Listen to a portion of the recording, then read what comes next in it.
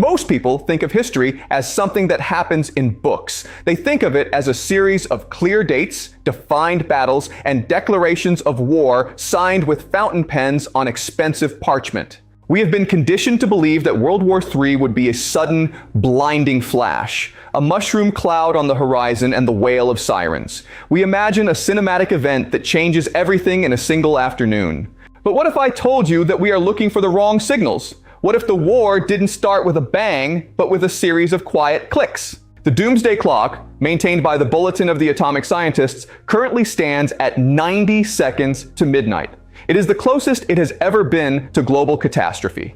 But there is a growing theory among sociologists, economists, and military strategists that the clock has already struck 12, and we are simply living in the echoes of the first strikes. The war of the 21st century does not look like the wars of the 20th. It is invisible, it is decentralized, and it is being fought in your pocket, in your bank account, and inside your very mind. Today, I will present to you 3 undeniable signs that World War III has already begun, and why the peace you think you are enjoying is actually the most sophisticated front line in human history. Are you ready to see the invisible battlefield? To understand where we are, we first have to redefine what war actually is. For centuries, war was about territory. You moved a physical army to a physical place to take physical resources. But in a hyper-connected digital world, territory is secondary. The new prize is systemic control. If you can control the flow of information, the flow of energy, and the flow of capital, you don't need to invade a country. You already own it. We are currently in what experts call the gray zone. This is a state of perpetual conflict that exists just below the threshold of open, kinetic warfare. It is a world of plausible deniability. If a pipeline explodes, was it an accident or an act of war? If a national healthcare system is shut down by a cyber attack, is it a criminal gang or a foreign intelligence agency? By staying in the gray zone, nations can inflict maximum damage on their rivals without ever triggering a formal declaration of war. Do you see the brilliance of this? It is war without the political cost of war. The first sign that the conflict is already underway is the weaponization of the global plumbing. For 80 years, the world operated on a system of globalism. We were told that the more we traded with each other, the less likely we were to fight. This was the McDonald's peace theory. The idea that no 2 countries with a McDonald's would ever go to war. We were told that the more we traded with each other, the less likely we were to fight. This was the McDonald's peace theory. The idea that no 2 countries with a McDonald's would ever go to war. But that theory died in 2022. Instead of trade being a bridge for peace, it has become a weapon for coercion. We are witnessing the great decoupling. Think of the global economy as a giant apartment building where everyone shares the same pipes for water, electricity, and heat. For a long time, this was efficient. But now, the tenants have started sabotaging the pipes. The West has used the SWIFT banking system as a financial nuclear weapon, cutting off entire nations from the global economy. In response, the East is building a parallel plumbing system. This is the first sign of World War III, the destruction of the neutral global market. In response, the East is building a parallel plumbing system. This is the first sign of World War III, the destruction of the neutral global market. Guan. This is the first sign of World War III. We decided therefore is that so destruction day, the destruction of the neutral global market. Guan. When you see Russia, China, and the BRICS nations moving away from the dollar, they aren't just making an economic choice. They are digging trenches. They are ensuring that when the hot phase of the war intensifies, they cannot be strangled by Western finance. Why does this matter to you? Because this decoupling is the primary driver of the inflation you see at the grocery store. The efficiency of the global world is being sacrificed for the security of a divided world. Have you noticed how everything is getting more expensive despite technological progress? That is the war tax of the Great Decoupling. Do you understand this? Your savings are the first casualties of a war that hasn't been officially declared. This brings us to an analogy I often use in my lectures, the ship of Theseus. Imagine a ship that is slowly having every single one of its planks replaced. Eventually, every piece of the ship is new. Is it still the same ship? This is what is happening to the global order.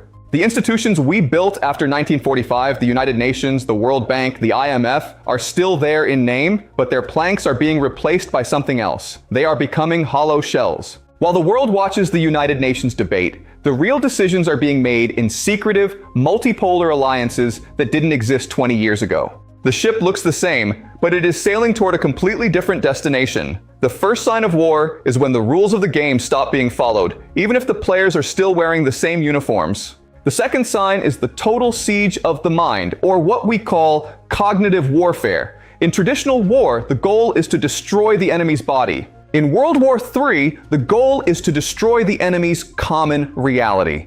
Have you noticed that in the last decade, it has become almost impossible to agree on basic facts? Have you noticed how every event, no matter how small, becomes a theater for extreme polarization?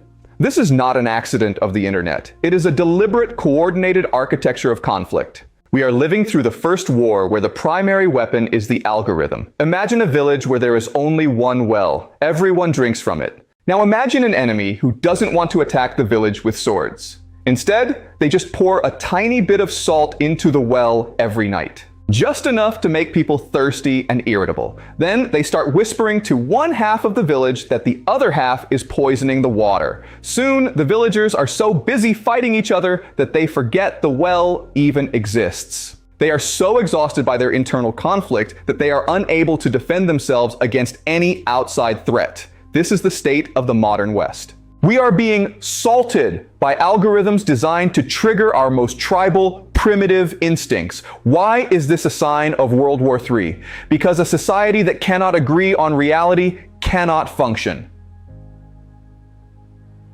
Guan. It cannot mobilize. It cannot sacrifice. It cannot even identify its own enemies. The information war is designed to achieve subversion, the process of making a nation so weak and divided that it collapses from the inside. This is the art of war, updated for the age of TikTok. When you feel a surge of rage because of a headline you saw on your phone, you aren't just engaging with content. You are being hit by a digital bullet. Do you see where this is going? The front line isn't in a distant desert, it is in your living room. It is the glowing screen in your hand. The second sign of war is the death of the national narrative. When a people stop seeing themselves as a single unit and start seeing each other as an existential threat, the war has already reached its mid-game.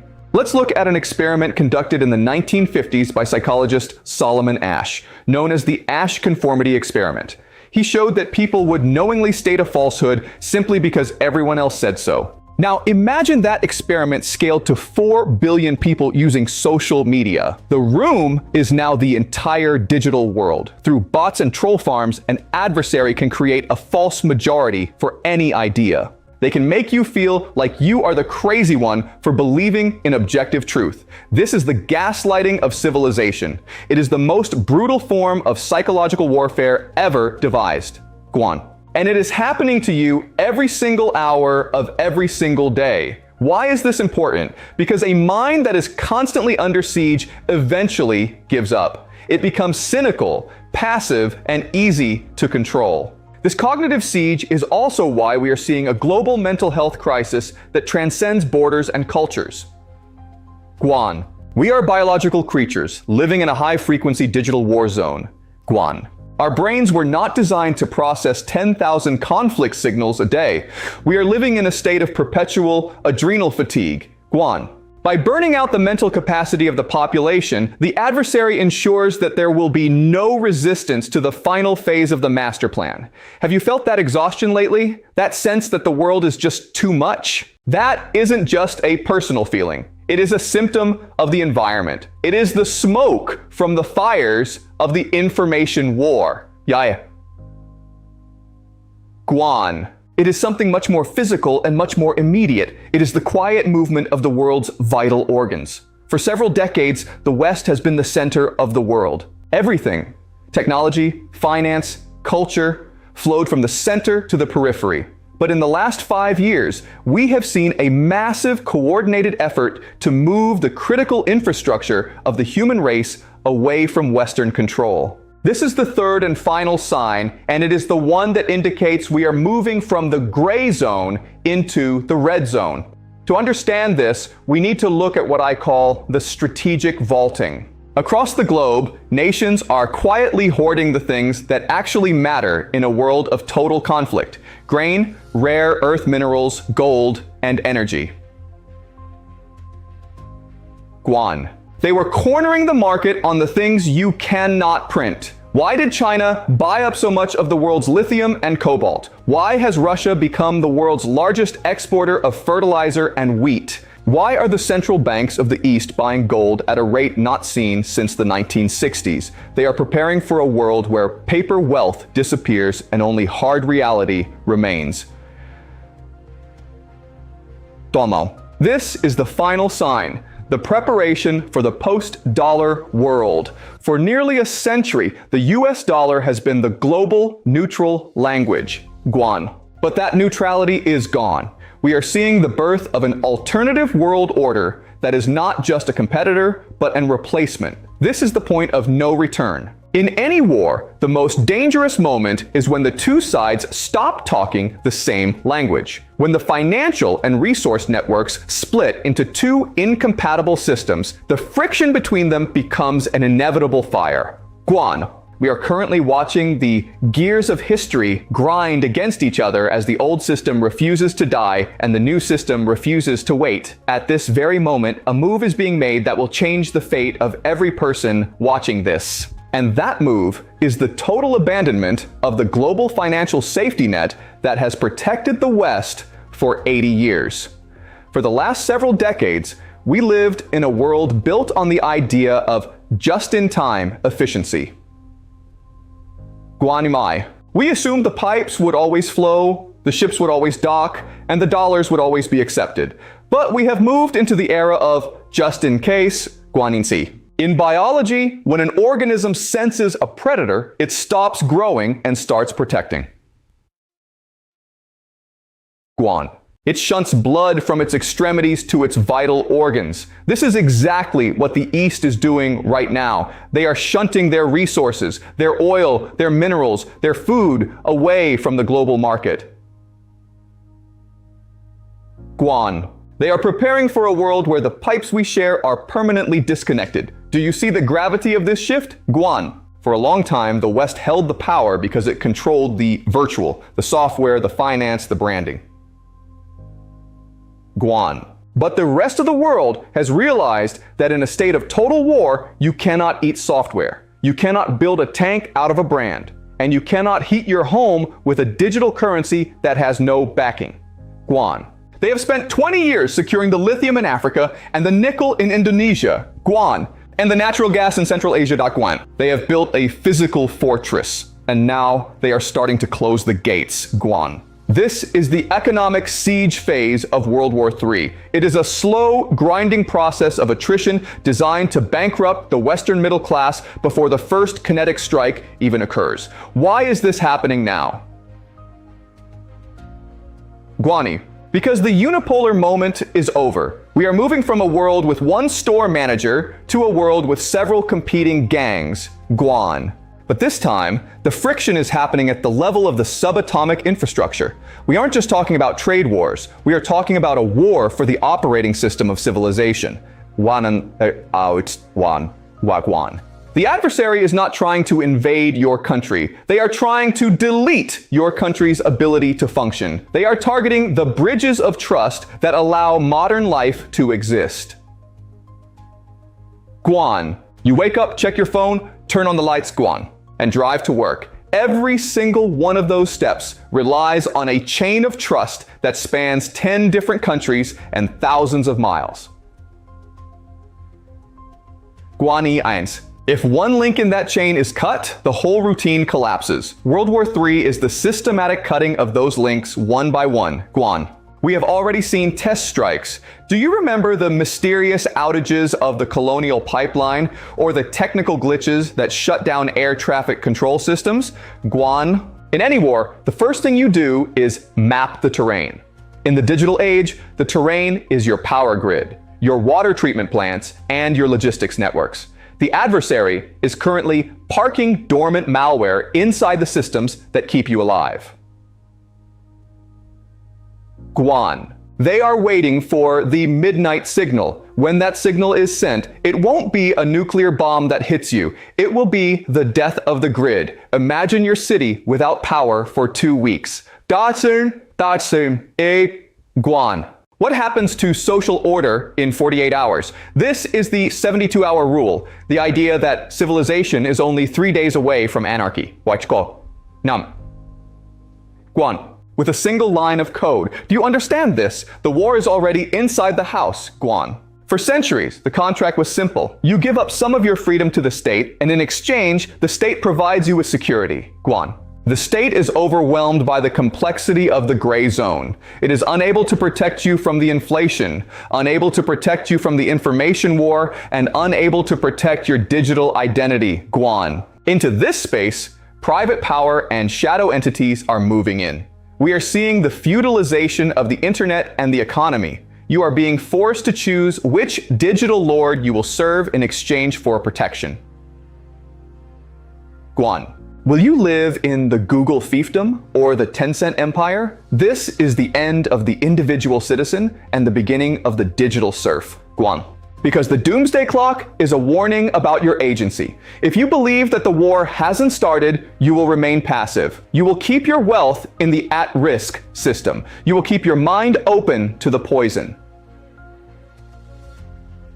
Guano. You will remain a soft target, but if you realize that the war has already begun, you can start your own mobilization. You can start to build your personal resilience, Guan. It means diversifying your sources of information so that you are not a victim of the cognitive siege. It means building local analog communities. This is the intellectual draft of our time. Guan. Let's look at the concept of the prisoner's dilemma in game theory. 2 prisoners are interrogated separately. If they both stay silent, they both get a light sentence. If one betrays the other, the betrayer goes free. Guan. But we have entered the betrayal phase. Every nation is now acting in its own narrow interest because they no longer trust the others to stay silent. This is a positive feedback loop of chaos. Guan. Have you noticed how the language of war has entered our everyday life? We talk about energy wars, chip wars, culture wars, and currency wars. Guan. This is the normalization of the battlefield. When everything is a war, then nothing is peace. We are living in a state of total mobilization where your shopping habits and social media posts are all tactical moves. Guan. You are a soldier in this war, whether you like it or not. The only question is whether you are an informed soldier or cannon fodder. Every time you react to a divisive headline, you are firing a shot for the adversary. Guan. This brings us to the final countdown. The Doomsday Clock at 90 seconds is not just about nuclear weapons. It is about the cumulative risk of all these factors converging at the same time.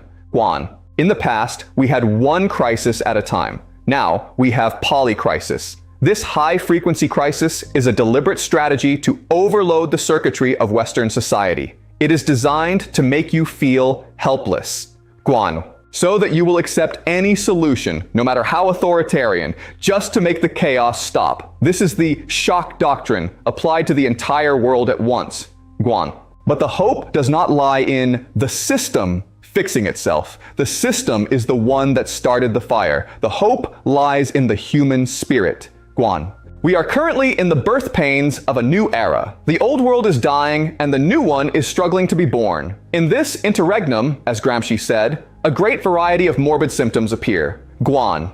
Your task is to survive the transition. Your task is to keep your inner compass calibrated while the external world loses its mind. The Doomsday Clock is a reminder that time is the most precious resource we have.